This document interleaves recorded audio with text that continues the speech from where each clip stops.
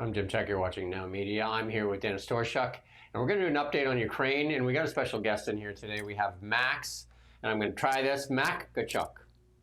Close? Makavchuk. Makavchuk. Yeah. There you go, Max Makavchuk. You know, I just like, thanks for coming in, Max. We're going to talk a little bit about what's going on with Ukraine. Obviously, there's talks of peace, but then next day you see just more bombing and heavier bombing sometimes. And what's the mood in Kiev right now? Well, there were some hopes for this summit and meeting, but many people, I guess, expected what would happen. Nothing, right? The Ukrainians learned Putin too well in this time. What do you think, Max? What's the mood in general in Ukraine? It's pretty sad. People just confuse it because no one shows the real some analysis of the war, how many people dies, how many money spent. No one knows this stuff, so the people just confuse it.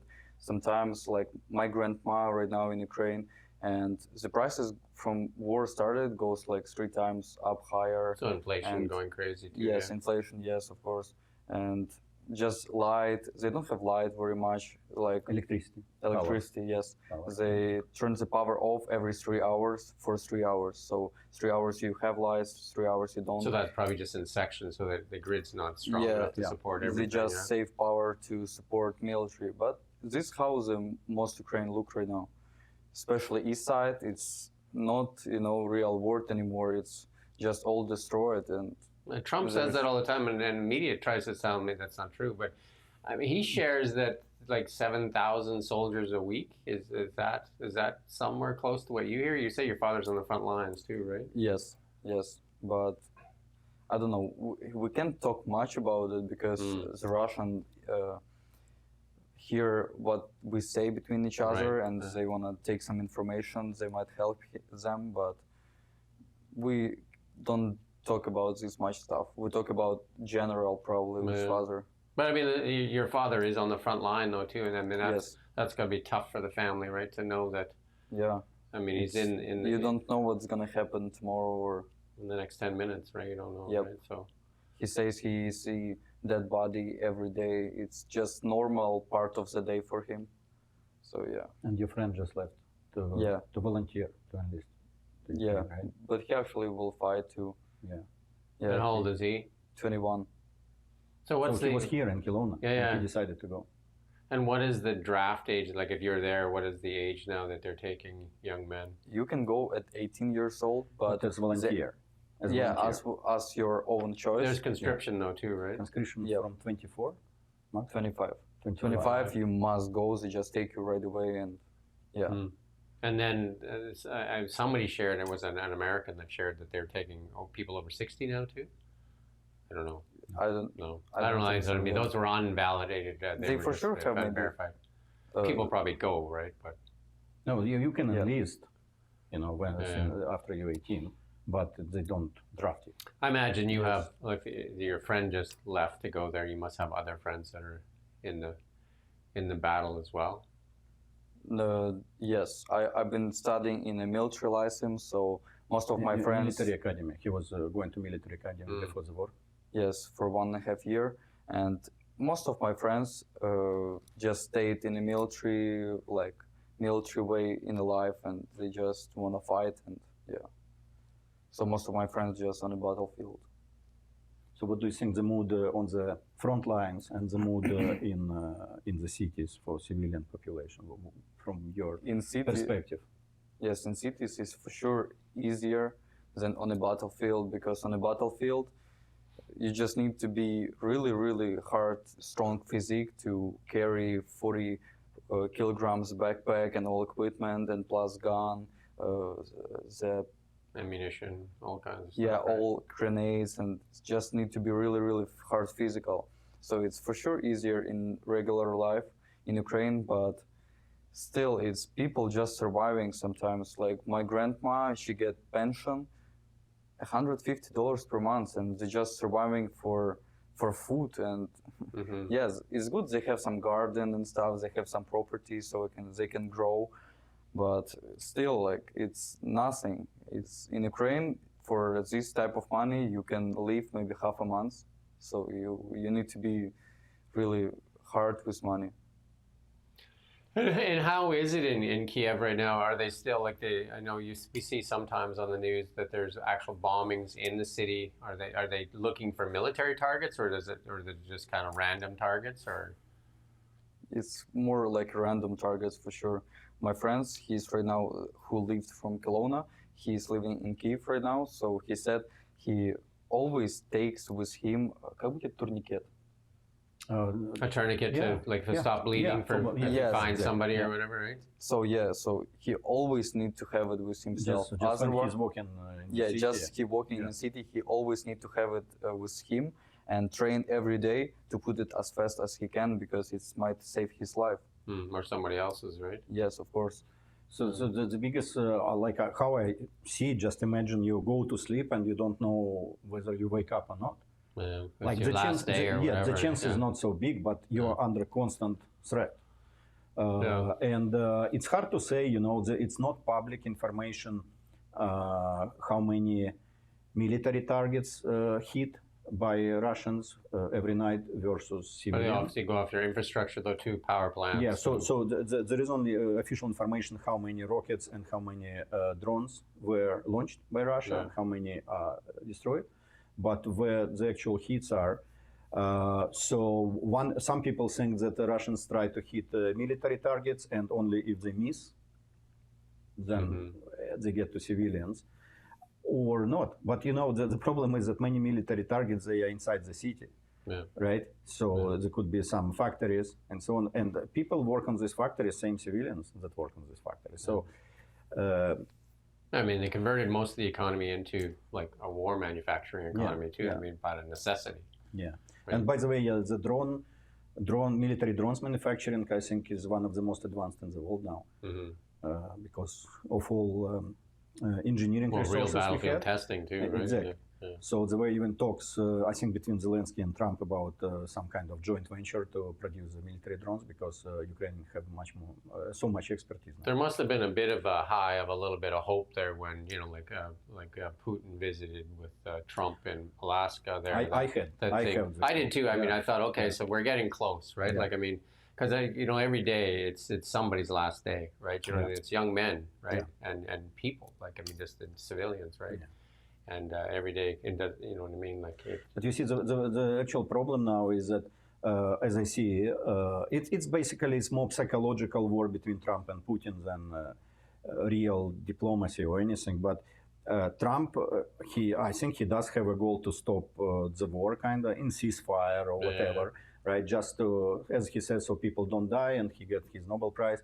But he don't care what conditions of this. No, he's not. I mean, his goal is to end the war. Yeah. He don't care about that, right?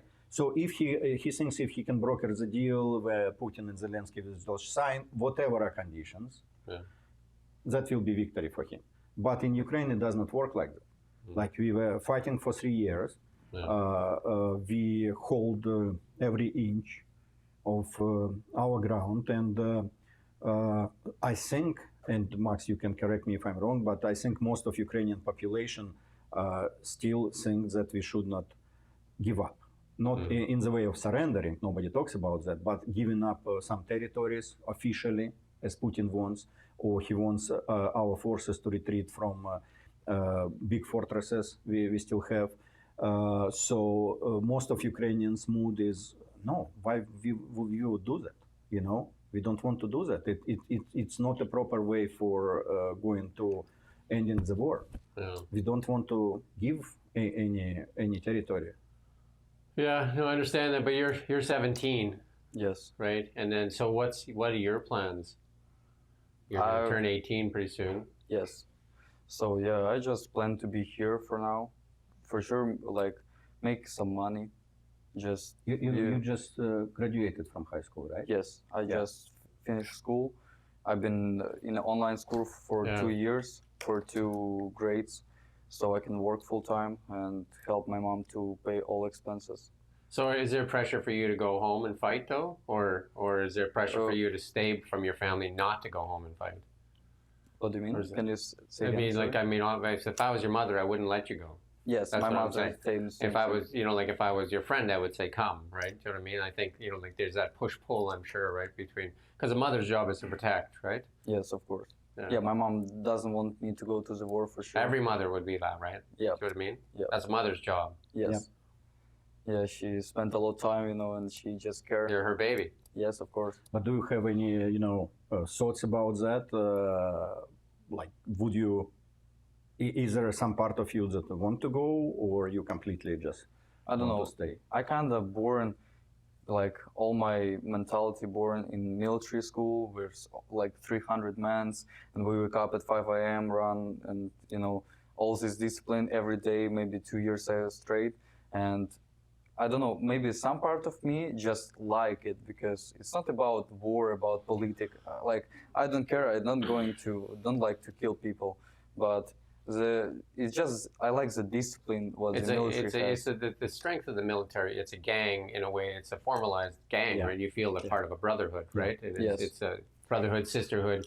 And, I mean, it's very strong on Ukrainian for front sure, right now. right? I mean, it's and that's why, like, if you look in the Americans, you know, they get lots of enlistment because there's a lot of pride in their military as well, right? And I'm sure there's a lot of pride in the Ukrainian military. I mean, As otherwise, they opposed- wouldn't fight for 3.5 years. As opposed right? to Russian military. Russian military, like from what I hear, like all the kind of privates that they get, it's like a meat for them, for the officers. They just, okay, we will expand 1,000 more people today, and we'll get 1,000 more They next use money day. to kind of get people in there. Yeah, like, so they don't. There is no brotherhood in the Russian military per se, as far as I understand. They go like a zombie. Like my friend who goes to the war, his friend just died 2 months before he leaves the Kelowna, and his friend said, like Russian, it's not people because they see other guys like fighting in here and just waiting until they come and just shoot them, but they just going and non-stopping, so they don't have fear. Maybe like what they was thinking is they use some drugs. maybe somebody shoots them in the back. Do you know what I mean? Because that's used to be like they say you go forward or you get shot. If you come back, you get shot. Yeah. Right? Yes. And that was That's that part was of it. in the Yeah. Second World War, right? Yeah. I mean, Yeah, they in did Soviet. that. The Germans did that, right? Soviets did They it. said you go forward or you get shot on the way back. So they No, don't have Soviets a did choice. it much more than Yeah. Germans. Well, there you go. They have a second opinion for it that they might use drugs in a lot of videos just become popular in internet when the Russian people just sitting in a house just chilling after a fight and drink and use drugs. So it's, What do you think of like the media? Obviously, the Russians are being fed propaganda from their media. They're not showing the real horrors of the movie. of course. And it's the same thing. We don't see it as much either here, right? Like, 'cause we don't get to see. You know, like we get more of this than I get, on the mainstream media because usually you just get some updates that like Putin launched more bombs, and then you get some talking head there from the United States talking whatever, and then Zelensky comes and and they talk and they chuckle and stuff like that, and they try to get money and more bombs and stuff like that. But I mean, there's a human cost to this, right? yes. And I mean, I'm sure a lot of And the that's mothers, right? huge cost. The human cost, and then the culture that's been lost. We look back to the Second World War in France. I mean, the France gave up when a phone call, right? They says we're going to bomb Paris tomorrow, and that was the end. And it's because they were trying to protect the culture of thousands of years. And Ukraine has similar cultures, right? So and it's the heritage of the Ukrainian people as well, right? So Yep. But it's not only heritage. Like, for example, it's interesting. Some people in Ukraine at least think that it's about the language and so on. But what I heard from most of the people who actually fight on the front line, they just don't want to live in Russia. They don't want their kids to live in Russia, in the current Russia, as it is now with Putin, right. Because it's oppressive state. No freedom, no future, nothing, right? And that's the main reason they fight for. They just want to live in a free democratic country. Of course, Ukraine has its own problem with corruption and so on, but it is free. And, like as a young man, are you sometimes frustrated with NATO in a bit too? And you don't have to answer if you don't want to, but there's a lot of tough talk sometimes from NATO. But then like they don't, because if NATO stepped in, especially the Americans. I mean, let's just say the Americans. If the Americans stepped in, they would change the game, right? I don't think. Yeah. Yeah. Do you know what I mean? Because I mean, America is still the biggest military in the world. Yeah, but right now, if there is a balance on the front line, Yeah. it's very easy to keep the balance with some substantial force. Substantial. But I mean, obviously, you know, like the threat that Putin holds is the nuclear. That's the only. Do you know what I mean? That's the only threat, reason. right? Otherwise, it will be finished. And you know, like as if he, you know, I mean, I just watched, horrible. I watched the anniversary of Hiroshima here. Just, I think it was a few days ago, right? And it was very little bomb, very small. Very small, yeah. Very, like very 6 small. And then kilotons if you, I don't know if you ever watched it, but it's on the internet, and you can watch the blast radius and what it did, right? But you don't want to watch that actually, but Yeah, I can show you my friends. This was 2 days ago. This like East Ukrainian map. And this is all Russian drones. Holy cow! Yeah, so it's So they get once you in a can put month. it later in the. So they do it once in a month, like big attack. Yeah, like and then 500, like almost 600. like Yes. flies, right? Yeah. Like Yeah. But in start of the war, it was like 100 maybe. Yeah. But now it's getting They up to ramped up 600. the production big time. Yep. no. So, do you want to talk about this, like development of last week? Sure, let's do Yeah, that. the- Let's do that. Yeah. So, the opinion that my personal that I get more from most of the friends and so on, that Putin had his victory in Anchorage in Alaska. I think he get his goal to be accepted, so not to be like some kind of dictator of terrorist state, but Putin, Trump himself accepted him, waiting, talking, shaking hands, you know, all of that. So Putin kind of getting back he thinks, at least he getting back his influence and his image, you know, in the world. And he did not promise anything. He did not give up anything. I'll share something what I got out of it though, which I think is promising, because it wasn't just Putin that showed up. It was like 500 businessmen that showed up. He brought the ministers and so on because And a whole bunch of people that want to do deals. He wanted. Yeah. He wanted to kind of hide the problem of war in Ukraine under the business deals, Arctic economy and so on. And Trump did not go for that. Yeah. But he said he won't do any deals until the war's over. Exactly. Right. But that's what I'm saying. So it sounds like to me that maybe even the Russian power base, the business people are tired of being isolated from the world, right? You know what I mean? And that pressure would probably be pushing Putin to it's one of the pressures he has. Do you know what I mean? Because these people want deals because they have been isolated. Yep. Their economy has been isolated, right?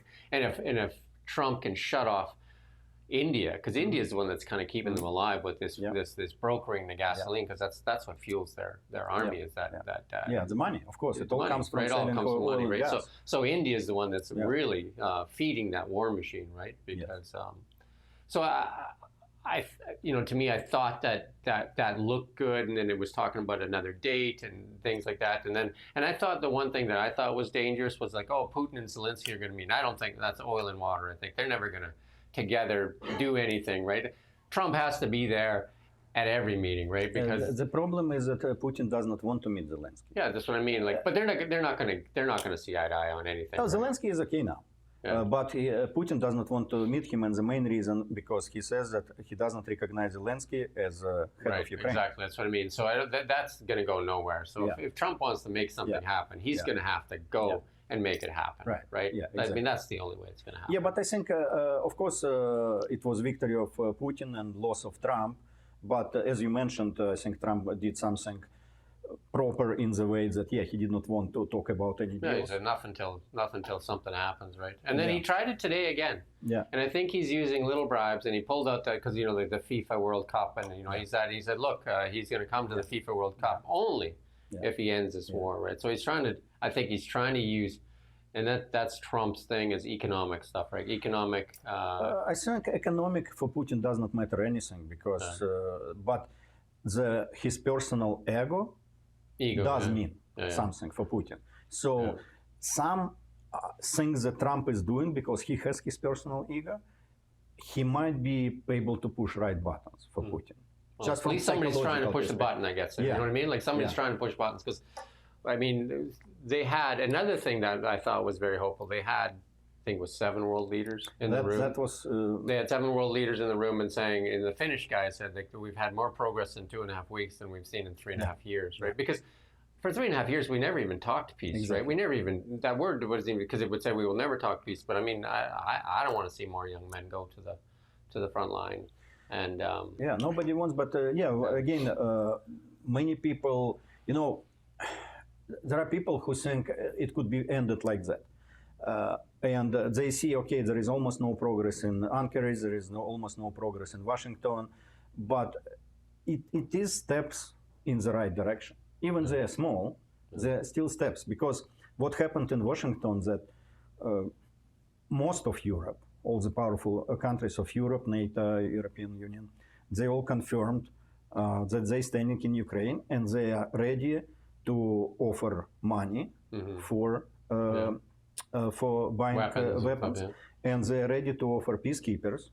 Yeah. And I think that was, I think the big point for Ukraine, if the Americans agreed to it, sounded like they were willing, is to actually put American troops there, like as because an attack on American troop would be the But the start of a even war, right? if European troops are there, it's as good. It'd be a NATO thing, right? Yeah. So I think the talk is currently at least the best hopes solution that there will be European peacekeepers, but America will provide air coverage, air support. And they have the air support. I mean, that is that is the thing. Oh, they right? did not think twice about using it in Iran. And Trump did flex there, right? Yeah. You know, when he flew the B-2 bomber overhead with the jets, right? That was nice. a flex, right? That was Do you know what I nice. mean? That was, and then the tarmac was loaded with F-35s, right? So, and that's the thing. And then and the wars changed though too. And for you showed that map of drones, right? Yeah. Yep. It's a robotic kind of war too, right? Where it's Half. Something, half.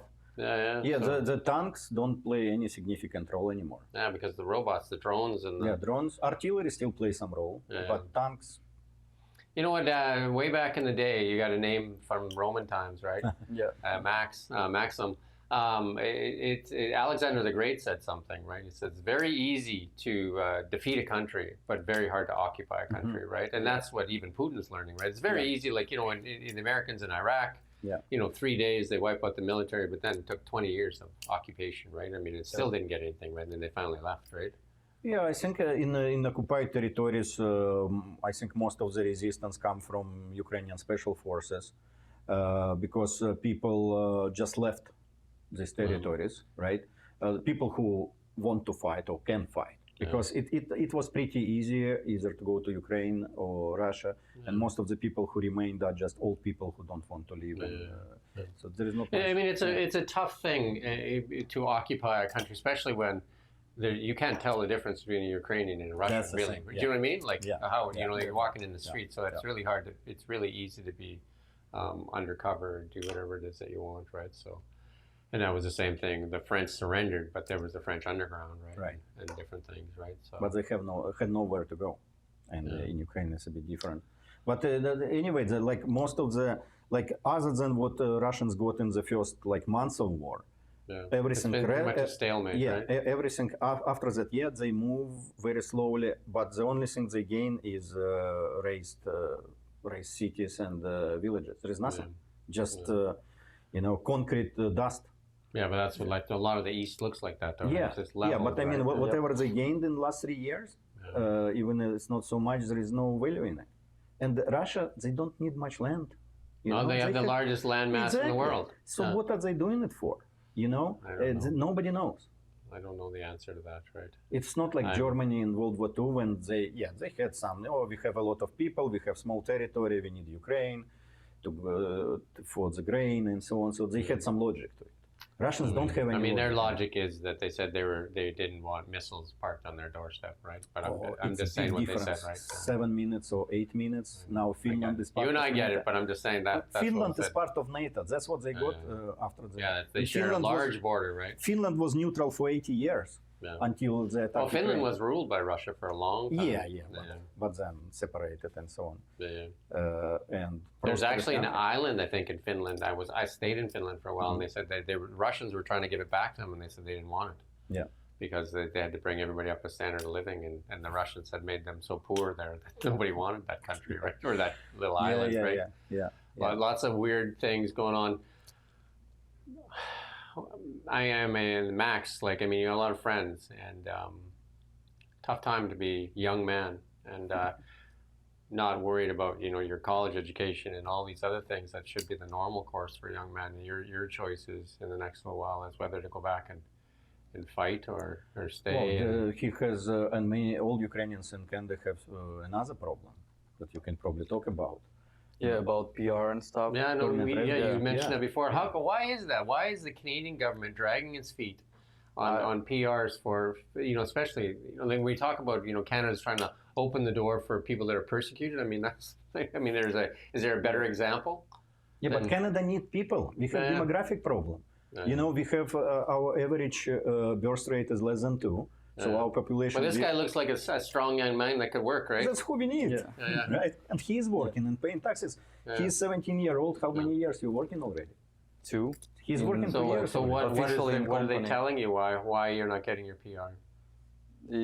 We didn't apply for it yet because we've been discussing this topic with a counselor who learned about this all his life, and he said it's need really better English than I have for sure. Maybe. But it's not only English. Yeah, It's not only English. You need to have Better specific than most immigrants. I phoned the CRA. Yeah. You could answer the phone there. Yeah. Exactly. Yeah. Yeah, you need English, you need money for it for sure, because when you apply the documents, you need to pay some monies for the counselor who organized everything and just make sure you got everything right. And yeah, you need also wait for it maybe half a year or about a year just for answer. And then, I don't know why it's getting so hard here, but It seems like a shame. An absolute shame. Like you said, the English, right? Phone a government agency and try to get somebody that speaks English. No, and you see, the problem is he's mentioning about this, and that. The problem is that after that, I think their chance of getting positive approval is 10-20% maximum in current program, because they try to go through humanitarian program. There are no special pathway for Ukrainians who already in Canada, settled, pay taxes, learn the English. There is no special preference for them.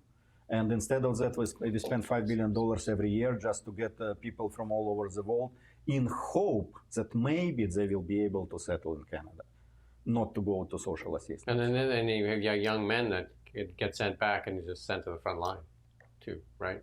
Yeah, because when his visa expired and it's not extended, what else? What other choice he would have? yeah, just come back and try to survive there.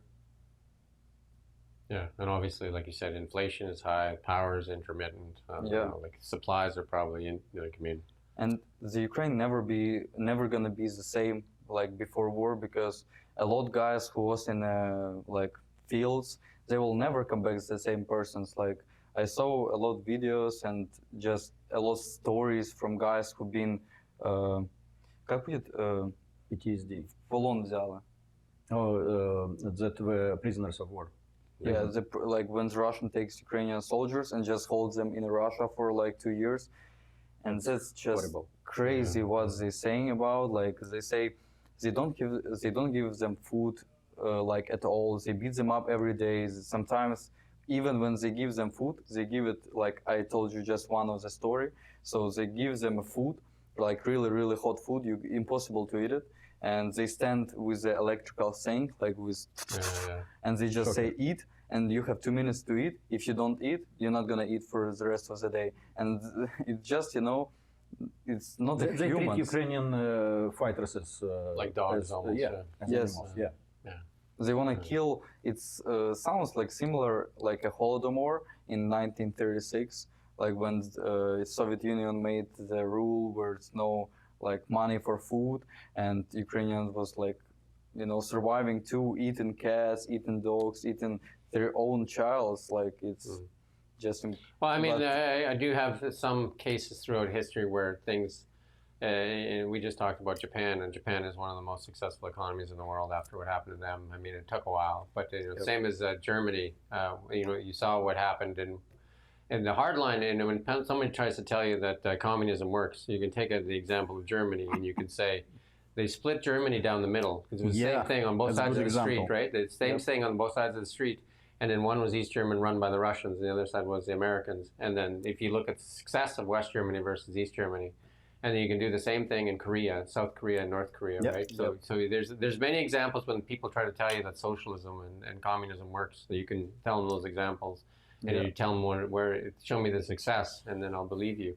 But No, it only works for people on the higher up. yeah, for sure, the elitism, right? It's very much elitism, right? They live good life. So, like I said, if Ukraine can find peace, and if the NATO and the Americans go in there and invest, there could be, it's going to be tough, regardless, right? Even if the war ended tomorrow, it'll be tough, but there'll be some opportunity as well for young men to go back and rebuild, and especially like right now when war started, a lot of Ukrainians we're never gonna give up. It's how we born. And a lot of people starting learning investments, learning how to deal with money. We didn't have much of this education in the school or so. So right now people are have more realization about the situation in the world, and they just start learning about how to operate the money, how to make money in Ukraine. And it sounds maybe funny, but when the war started, people find more ways to make money. So it's it's more good opportunities to also make money from USA stocks, or I don't know, from any other Market. from other markets. Yeah. But it's interesting what Max mentioned actually is that before the war, I was searching for people for offshore software development. I was searching both in Ukraine and Russia, and there was a big contrast. Most of Ukrainian developers that I talked to, they had decent English, knowledge how it operates, and so on. And in Russia, they did not know any English because they said, why would we need it? We know Russian, we don't need anything else. And they had completely different attitude and so on. And I was so surprised because I was born in Soviet Union, grew in Soviet Union. In Soviet time, I did not feel much difference between Ukraine and Russia. But in these 30 years of independence that passed, it was going completely different directions. It was so interesting for me. In Ukraine, people are much more educated, much more open to the West. And by the way, about independence, our holiday is Sunday, Ukrainian Independence Day. So I would invite everyone to join us to celebrate it. We have rally planned on the overpass right here between you and Parkinson from 12 to 2.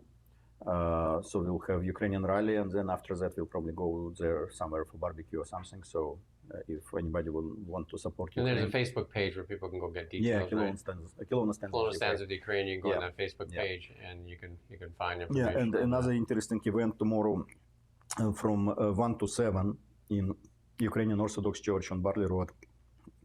There is a VR, virtual reality experience of Ukrainian war. So yeah, it's free. So people invited, just basically how it works, I tried it myself. You just put on the VR glasses and you see the streets of Ukraine, how they look before the war started and how they look now. Right. Yeah. It's an immersive experience. So I would invite everyone to come and see as well. I think, the more people that know about what's going on with Ukraine, the more pressure that can be put on, right? So, everything helps. Like I said, hopefully, my hope is lots of times, a lot of policy is driven, everywhere in the world, policy is driven by money. Do you know what I mean? Like government policy maker, lobbyists, right? They pressure government, right? Because the politician gets money or power from money. Yeah. And so if he brought 500 people, people looking to make deals, they'll be putting pressure and say, we need to do deals, right? Because, one thing is both Russia and Ukraine, Russia has vast lands that are so rich in resources, right? I'm not sure why they need more, but... They don't. They don't need more. The vast Putin just got lands, bored. right, that had many American companies already investing in Russia and Ukraine, right? Yeah. So, and the only other piece of hope that I can give you is what happened in just, the anniversary was just here for Hiroshima. You would think there would be an intense hatred between the Japanese and the Americans for what happened. Like 150,000 people died in that one bomb, right? And they found a way forward, right? So, Yeah. But by the way, yeah, what you mentioned, it's good to educate yourself about what's happening in Ukraine, and this event that I just talked to is a good way, because the Russian propaganda in Canada and States is very substantial. So, of course, going through internet, Facebook, and so on. Like we were sending a pickup truck to Ukraine, and there was story in Connect, and there were so many bad comments about that. And I'm sure it's from people who are influenced by Russian propaganda so much that they don't understand what's happening. So they were saying, why are you sending it? And so on. So many people don't have any idea. And the best way for you, for such people to learn what's really happening is to meet Ukrainians, speak firsthand, look firsthand through this. It's really hard to hate people once you get to know them. Exactly. Yeah. Because their propaganda is very substantial. In Europe, they start arresting people now who are kind of putting Russian narratives in social media and so on, because it all happens that they paid by Russian Secret Service. Yeah, sad situation. And like I said, hopefully, way before you have to go in the front, that there's peace, right? Like, you know, because I'm sure your mother doesn't want that. Because many mothers don't want that, right? But you brought good example. I did not think about that, about West Germany, East Germany, Korea, South Korea, North Korea. Well, the main reason they are so prosperous is at the Soviet time, West invested in them to make them like a showcase. Exactly. Right? Exactly. What could be. Same as Japan. Look at their economy, right? Yeah. After that, right? They rebuilt their Japan. Yeah. I mean, Japan was like, I mean, that, you got to watch that video, but that obliterated, like it melted cement. And I mean, Japan is one of the you know, like economic hubs of the world. Yeah, so that's hopefully that's one of the pathways for Ukraine. Exactly. After the you know peace. what I mean? Like hopefully enough people at that point then, if there is peace, and then they put NATO troops in there, and then to ensure peace, and then they bring the money to invest and build and rebuild the infrastructure. Not only build the money to invest because it could be prosperous and a big profit, but money to invest with the goal to build the showcase for Russians. No, for sure. For because of everybody, course Russians, most of Russians are not that stupid. They understand that Ukrainians, Russians, they are not very different in regards to many things, same Soviet background and so on. And if they see that for suddenly level, like life level, like how rich are people in Ukraine is 10 times more than it is in Russia, with all the Russian gas and oil, they will think, okay, maybe something wrong with our government, with our political system. And that's why the difference is. And it could bring changes in Russia easily. Because actually one of the factors what happened in 2014, 11 years ago, when some people in Crimea and the east part of Ukraine were supporting joining Russia, because economical situation. People in Russia were getting in average like 3 times bigger salaries, 3 times bigger pension, and that was a driver for them. And there was no war at the time. So if you can just decide, okay, if you want to be in Ukraine or join Russia, I speak Russian, I'll join Russia, my life will improve 3 times. And it was because oil and gas money, right? But now, hopefully the situation will be completely opposite soon. And then Russian people would like to join both areas are very rich, right? In resources, right? I mean, some of the best land in the world is in Ukraine, right? For the farming and that, right? So. But Ukraine needs big investment, and it was part of Trump negotiation half a year ago when all this uranium and all of this. The minerals, right? Yeah, but they need huge investments, long-term investments for mining. And with these investments, it could be a boom, Well, the only other thought that I had is like, and I don't know how diabolical Putin is, but like it sounds like he was talking peace, but then could his generals be rogue too, and just like, and then because he's done it a couple times where they talk peace, and then Trump has said, then the next day they have unloaded so many bombs, like it's just like, what the hell is going on here, right? That's diabolical Putin. That's just his strategy.